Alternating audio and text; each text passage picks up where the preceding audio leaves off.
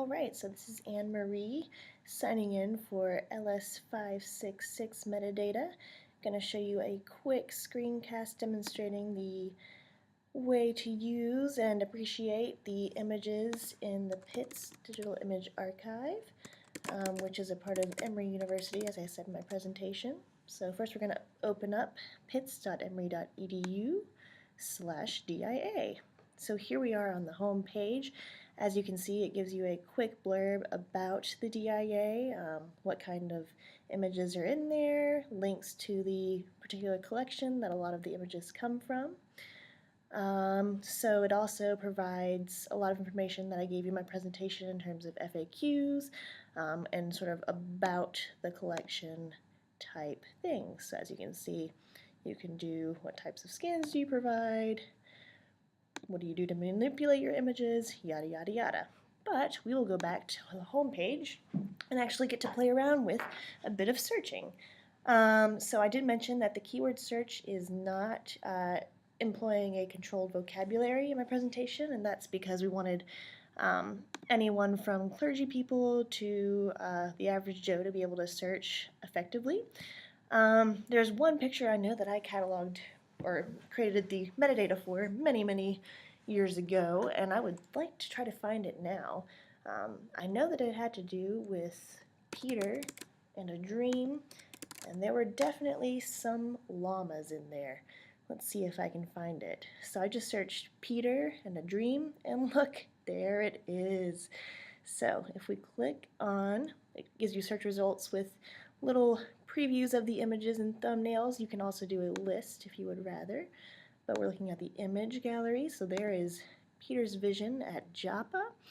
As you can see, it gives you a sort of small pop-up, but if you click Get More Information, it opens up a whole new page for the image.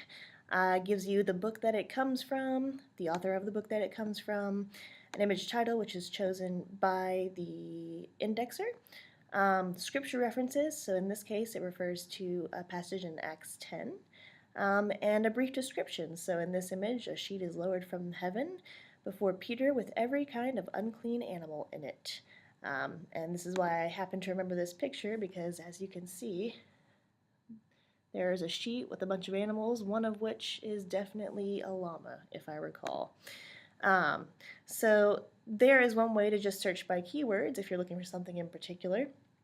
Another fun way to search is searching by scripture reference. So let's say you happen to know that Genesis chapter 3 is one of your favorite stories in the Bible. That should be a creation story, if I'm not mistaken. Let's see what we get. So we just looked up Genesis 3, and lo and behold, we have some of the expulsion of Adam and Eve and the creation stories. We have the fall of man with Cain, Moses in the burning bush. Oh dear, what happened? If we wanted to search again by a list of images instead, here's what it would look like.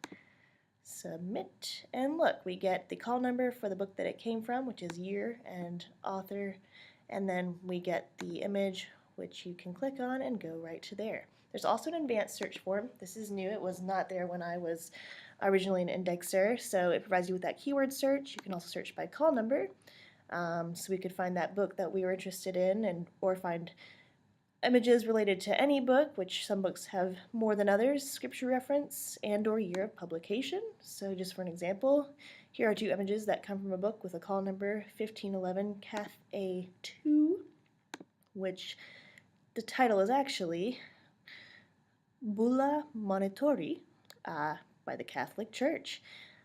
So there's a fun feature. The last thing I want to show you is the lectionary search. So the lectionary is sort of a calendar of readings that known as the Revised Common Lectionary now, that is used in liturgical settings in order for sermons to go according to a certain calendar and refer to the same stories and scriptures as preaching goes year-round. So, for example, changes by year, we might want to look at the lectionary for 2018-19, since we're in 2018. And look, it will give us pictures that correspond to each of the passages that have been assigned to those lectionary dates. So let's say we want to look at Christmas. Who doesn't? There is the passage that corresponds with the state in the lectionary, and if we were to click on that, it gives us a whole number of images that we might want to put in our church bulletin, or we might want to post on Twitter or Facebook, and also a passage that's put in through a plugin using the Common English Bible Translation. So that's another fun feature that really makes this cater to lay people and people in the ministry. But as I mentioned in the presentation, publishers have licensed images from this very website to put in journals or books. So it has a lot of different uses and a lot of ways to search. It's not the most sophisticated of all image repositories, but it's definitely a unique one. So I hope you enjoyed it. I certainly did, and I hope you continue to search the JIA in the future.